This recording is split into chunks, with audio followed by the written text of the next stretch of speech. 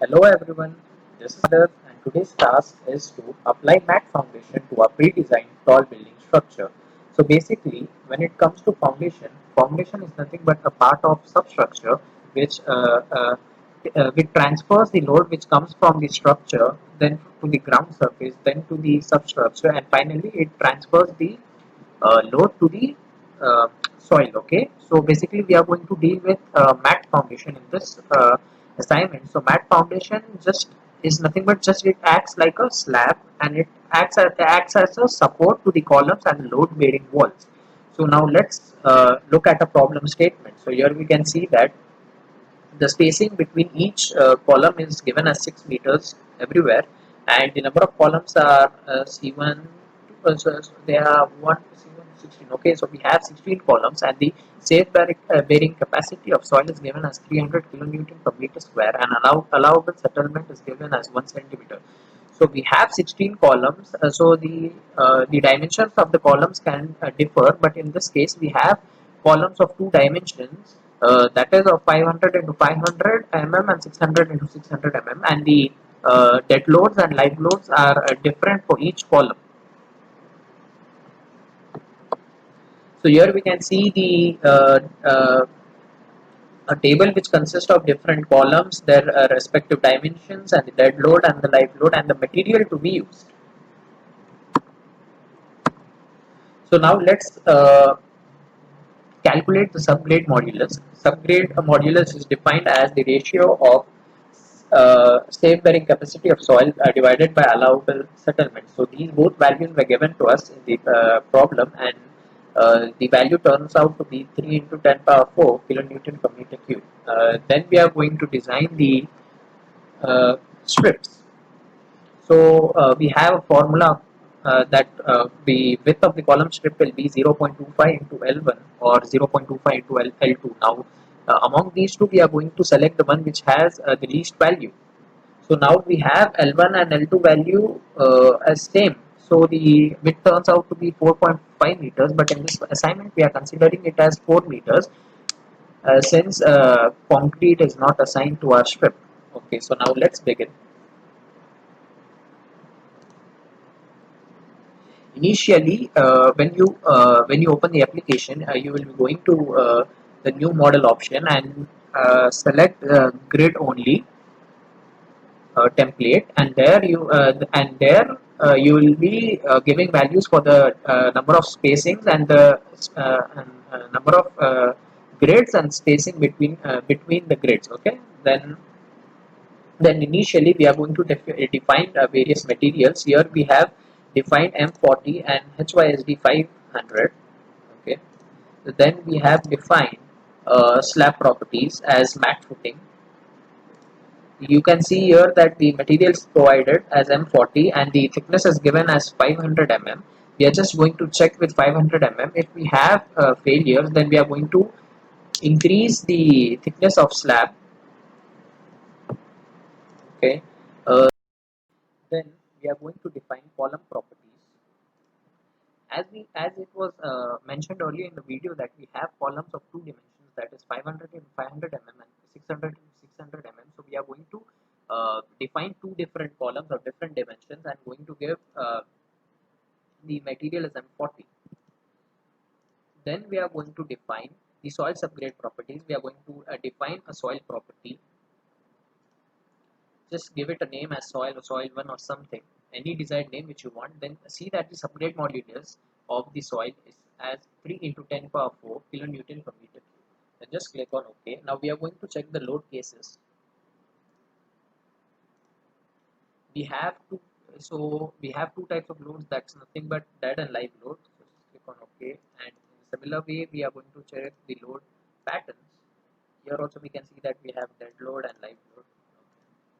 Now we are going to now we are going to define two load combinations, that is combination 1 and combination 2. When it comes to combination 1, it deals with the strength of the soil, and when it comes to combination 2, it deals with the serviceability of the soil.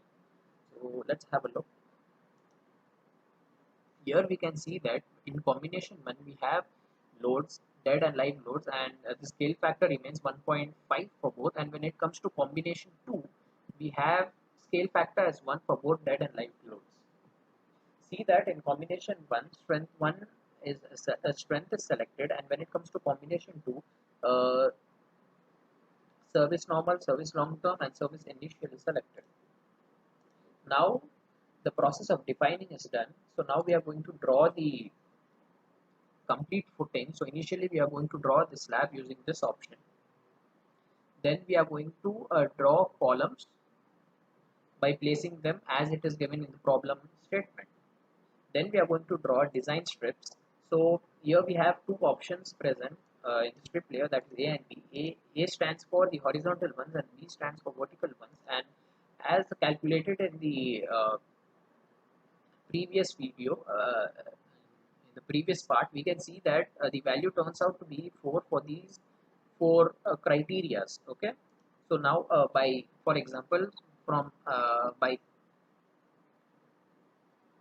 pointing the cursor here till the end, see that it passes through the center of the columns. The design strip is drawn. In the similar way, we draw along four along vertical direction and four along horizontal direction.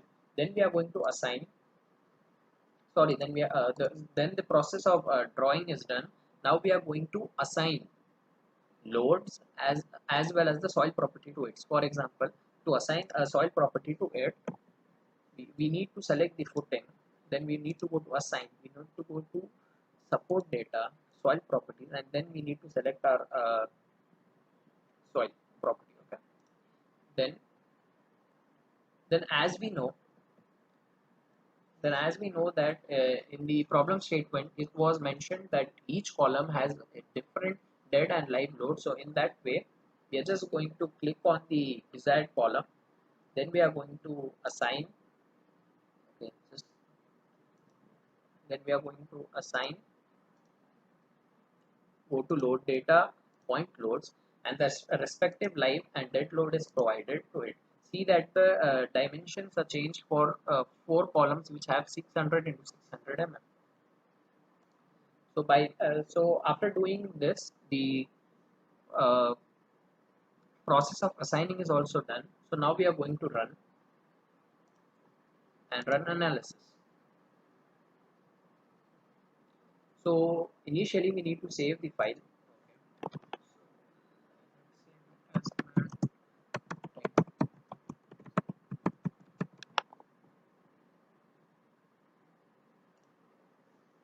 Then the process of analysis starts.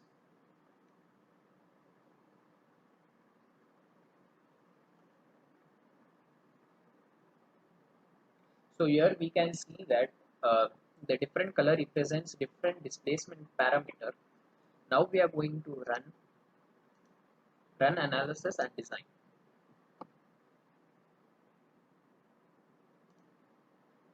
The process of designing and running is done. Now we are going to display and show punching shear design values. So here we can see that the values are greater than 1, but as we know that uh, the value should be less than 1. So now we are going to define the slab property. So now you can see that we can't change any settings over here. That is because the uh, file is in lock condition. So we need to unlock it. Then we are going to define slab property, and we are going to modify it by changing it to let's say 1200 mm.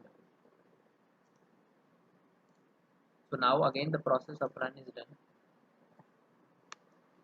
The process of analysis begins again, and analysis and design.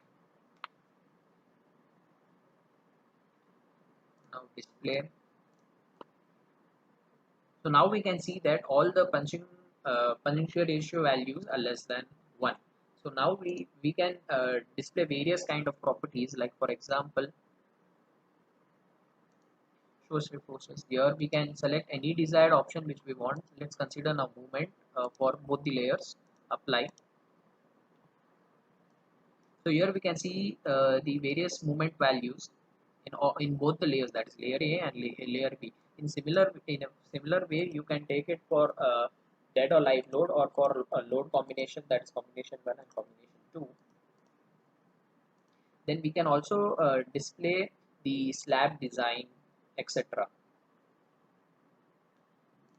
Now let's go to run and start run detailing.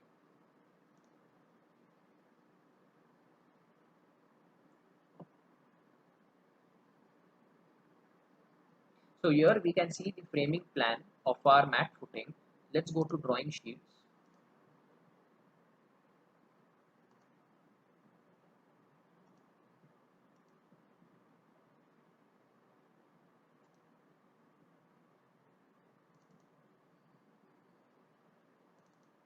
So here we can see the bill of quantities. In a similar way, you can select any desired option which you want and you will get the required result.